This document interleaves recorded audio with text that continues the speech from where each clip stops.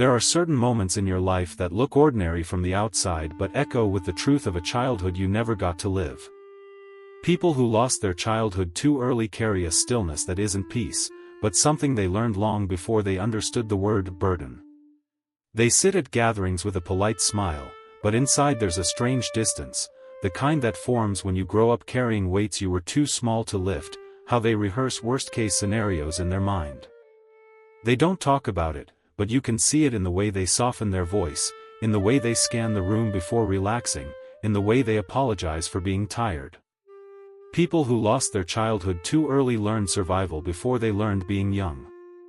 The psychology behind people who lost their childhood too early does not sit in a single definition, it lives in the quiet intersections of parentification, emotional neglect, and the long shadow of relational trauma. Parentification describes a child stepping into roles far beyond their age, the caretaker, the mediator, the emotional adult in a house where the real adults were drowning in their own storms. And woven through many of these lives is childhood emotional neglect, a quiet kind of absence where a child's feelings go unseen, unvalidated, unanswered. Psychologists note that emotional neglect does not leave scars on the skin, it leaves spaces inside the self, places where confidence, safety, and emotional identity were supposed to grow.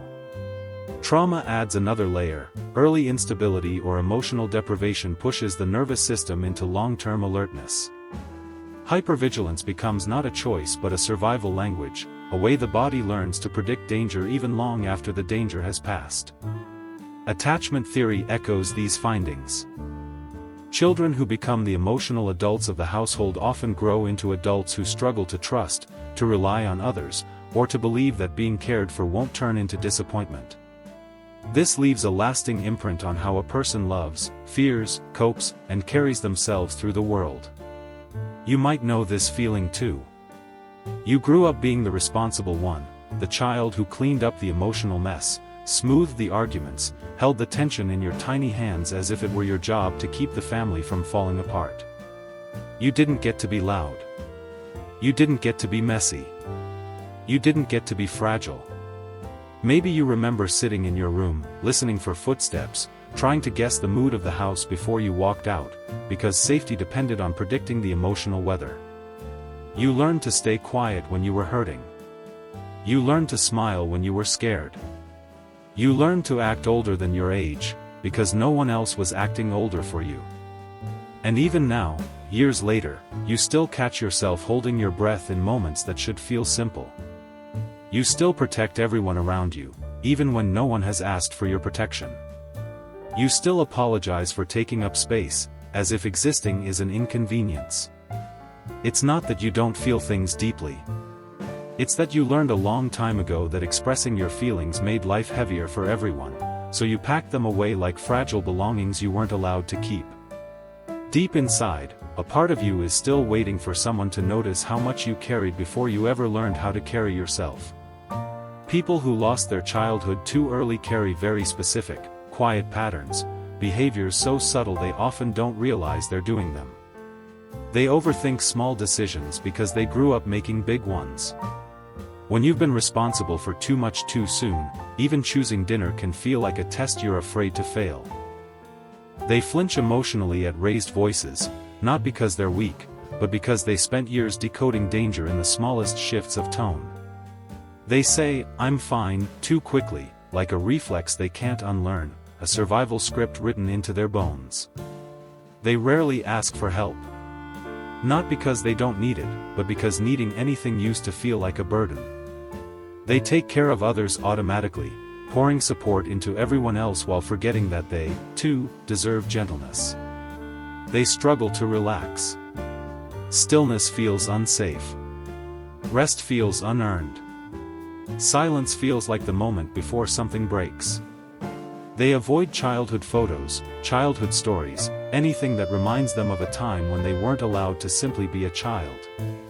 They apologize for things beyond their control, for someone else's anger, for someone else's disappointment, for someone else's choices.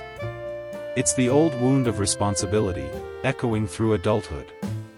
They act strong, stronger than they actually feel, because strength was never a choice, only a requirement.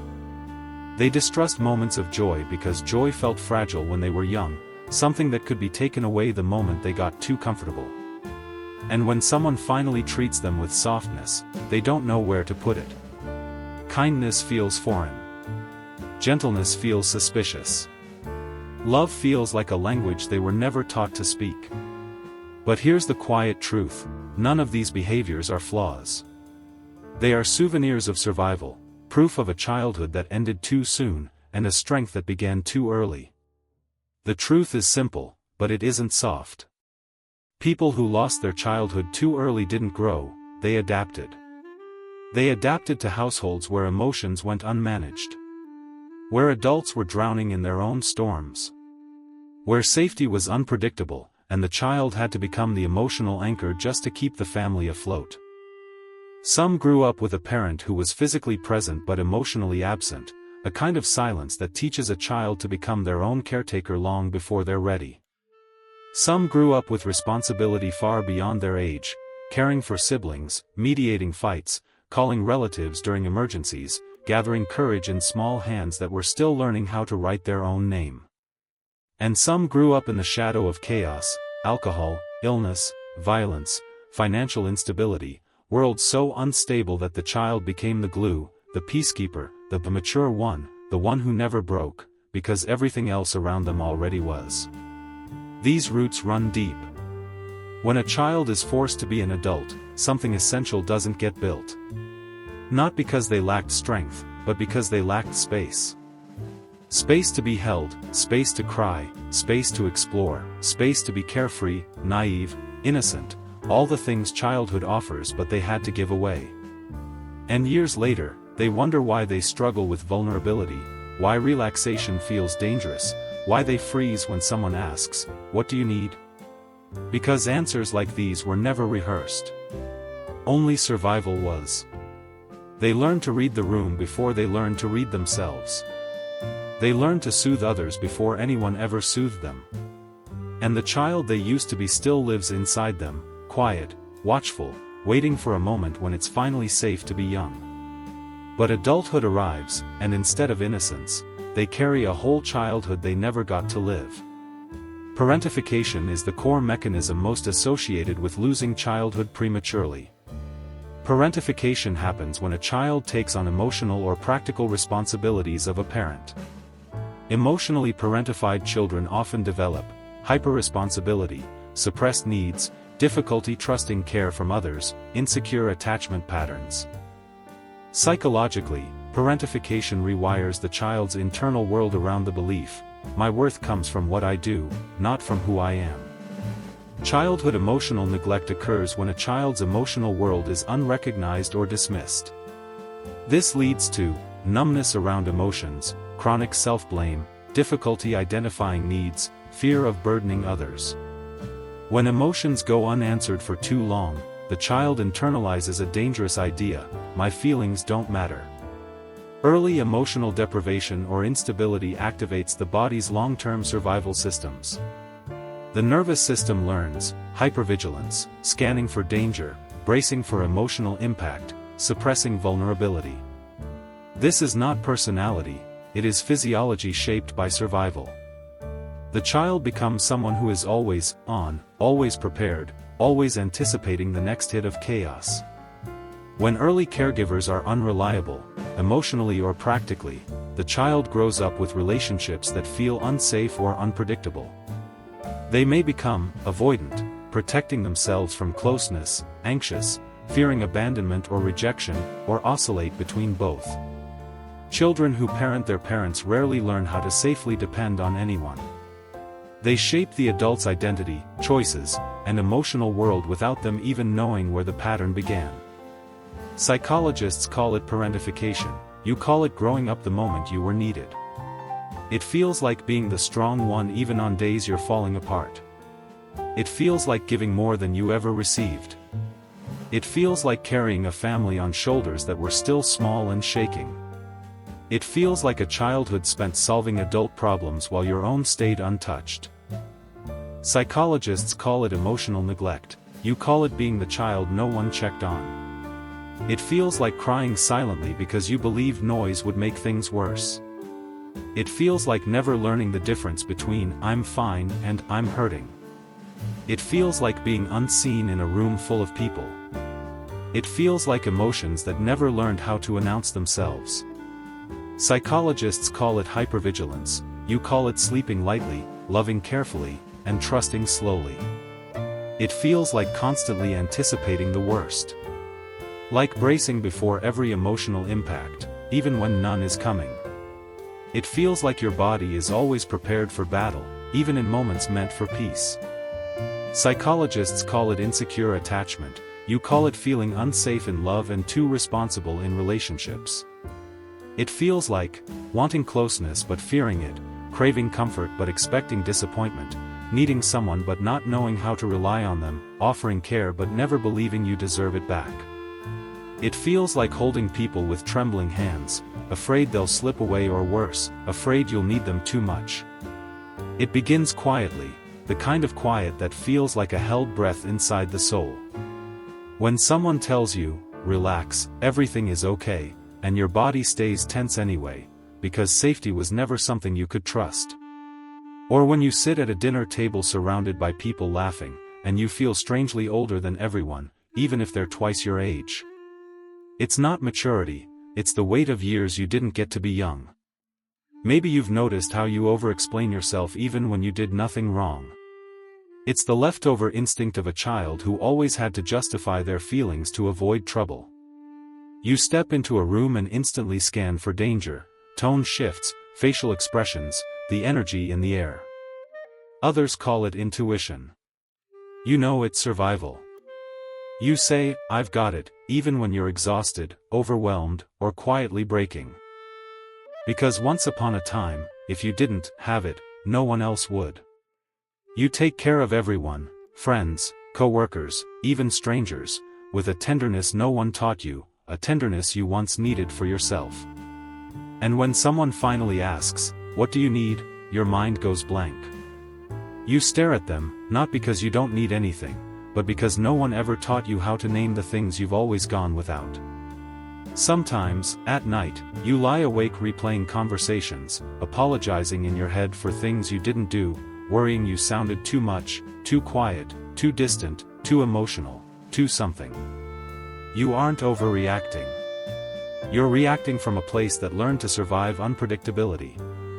And on the rare days you feel joyful, you hold your happiness gently, carefully, like a butterfly whose wings could break the moment you relax your hand. People wonder why you don't talk about your childhood. But how do you explain a story where you were both the child and the adult, the caretaker and the one who needed care, the rescuer and the one no one came to save? How do you explain a childhood that was missing from your own life? But here's the truth you've never been told, the truth that lives beneath all the psychology: losing your childhood too early did not make you weak. It made you wise. It taught you to understand people in ways most adults never learn. You feel the things others overlook, their disappointment, their tension, their joy, their silence, their unspoken pain. You became fluent in the language of human emotions long before you ever learned how to express your own. You developed resilience not as a skill but as a necessity. A resilience that quietly whispers, "I've survived storms most people can't imagine." You became responsible not because you wanted to be but because life trusted you with burdens you never should have carried, and you carried them anyway. You learned empathy in its rawest form, not as a concept but as a reflex, as a way of navigating a world where the feelings of adults were often placed in your hands. And though it hurt you, it also shaped you into someone who understands suffering without needing it explained. Someone who notices sadness before it becomes a confession. Someone who can sit beside another person's pain and not turn away. That's not a weakness. That's emotional intelligence born from the ashes of lost innocence. You didn't lose your childhood because you were fragile. You lost it because you were strong. Strong enough to hold what others could not. Strong enough to become what the world demanded. Strong enough to survive a life that should have protected you. You are not broken. You are the adult, a younger you desperately needed. You are the quiet proof that a child can be forced to grow but still carry a heart capable of healing. None of this was your fault. Not the responsibility placed on you. Not the silence you had to swallow. Not the strength you were forced to wear like armor. Not the childhood that slipped through your fingers before you even understood you were supposed to hold it. You adapted in the only ways you knew. You coped with what you had. You made sense of what made no sense. You kept going even when you should have been allowed to rest. And the part of you that still feels tired, that part is not weak. It is simply a child finally reaching the age where they can admit that carrying the world was too heavy. You might notice, slowly and softly, that it's okay to put some of that weight down. Not all at once, not dramatically, just one small piece at a time. Maybe you start by letting yourself rest without feeling guilty. Maybe you let someone help you even if it feels unfamiliar. Maybe you allow yourself to say, "I'm tired," without apologizing for it. Healing doesn't require you to confront everything at once. It only asks that you stop pretending you were never hurt. Your younger self needed gentleness, protection, presence, softness. These needs didn't disappear, they simply waited. And now, as an adult, you are allowed to give them back to yourself without shame. There is no timeline, no test, no correct way to heal. There is only you, finally stepping into a life where your feelings matter, your needs count, and your past doesn't get to define how loved you are allowed to feel.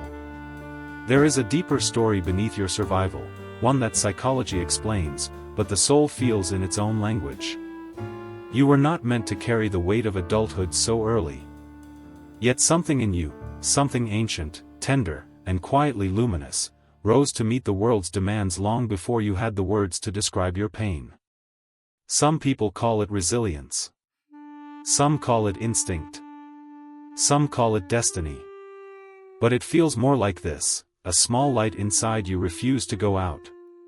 Even when life dimmed everything around you, even when you moved through rooms like a shadow trying not to disturb anything, even when you held your breath through years that should have been filled with laughter, that small light stayed. And maybe that light was your spirit knowing something your mind didn't, that someday, you would grow into the strength you once used only to survive. There is a quiet intelligence in the human heart, a way it protects itself while still reaching for gentleness, a way it remembers softness despite never receiving enough of it. Losing your childhood too early did not bury that softness. It simply hid it, the way seeds hide underground before they rise. You didn't fail to have a childhood. Life failed to give you one. But your spirit survived with a strange kind of wisdom, a wisdom born not of years, but of endurance. And that wisdom is guiding you now, toward peace, toward safety, toward a life that finally fits the child you never got to be and the adult you fought so hard to become. If there is guidance here, it is quiet. It doesn't ask you to fix anything. It doesn't demand transformation. It simply invites you to soften toward yourself. Maybe healing begins when you allow yourself to need things you once learned to live without: rest, support, gentleness, understanding. Maybe it begins when you let your body unclench, even for a moment, from the tension it has carried for decades. Maybe it begins when you whisper to your younger self, "I'm here now. You don't have to do this alone anymore. You don't need to rewrite your past. You don't need to erase your strength. You don't need to become someone new. You only need to give yourself what the world once forgot to give you: permission. Permission to slow down. Permission to breathe. Permission to make mistakes. Permission to rest without earning it. Permission to feel without hiding it. Permission to exist without apologizing for it. Some days you will feel light. Some days you will feel the old weight rising. That's part of it. Healing is not a straight road, it's a gentle unwinding, a gradual unlearning, a slow return to the parts of you that were left behind. And the beauty is this: the child you once were has been waiting for you, not to rescue them, but to finally sit beside them with the softness no one else ever brought. You did not lose your childhood, life interrupted it. And now, you are allowed to begin again.